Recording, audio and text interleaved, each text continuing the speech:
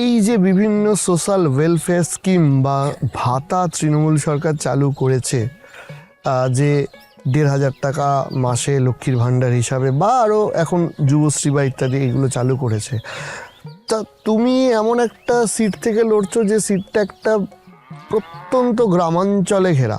শহুরে জায়গায় হয়তো ১,৫০০ টাকার এফেক্ট নেই, কিন্তু গ্রামাঞ্চলে তো ১,৫০০ টাকার এফেক্ট থাকবে।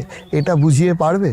মমতা বন্দ্যোপাধ্যায় তো প্রথম দিকে চেষ্টা করেছিল মানুষকে হাতে ভিক্ষার ঝুলি নিয়ে দাঁড় করে দেওয়ার জন্য। মানুষ শুধু চাক ওর কাছে।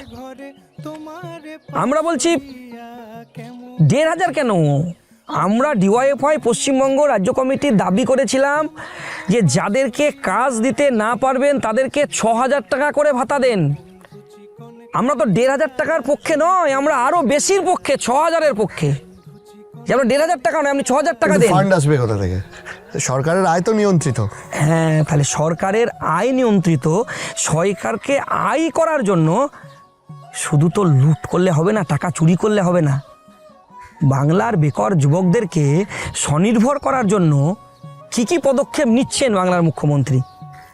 কেন স্কুলে শিক্ষক নিয়োগ যেমন হবে না, কেন নতুন কলকারখানা হবে না, কেন নতুন শিল্প হবে না, কেন নতুন নতুন কৃষি ক্ষেত্র তৈরি হবে না, কেন বাংলার কৃষক পরিবারের ছেলেরা কৃষিক্ষেত্র থেকে মুখ ফিরিয়ে নিচ্ছে?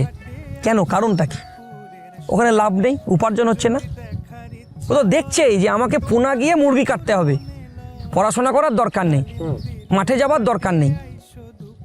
মাইক্রো ফিন্যান্সের টাকা নিয়ে গরু ছাগল একটু বাড়িতে কিনছে, মেয়ের বিয়ের সময় টাকা দিচ্ছে, টাকা আবার শোধ করতে পারছে না, আবার তাদেরকে ঘুরে আসতে হচ্ছে।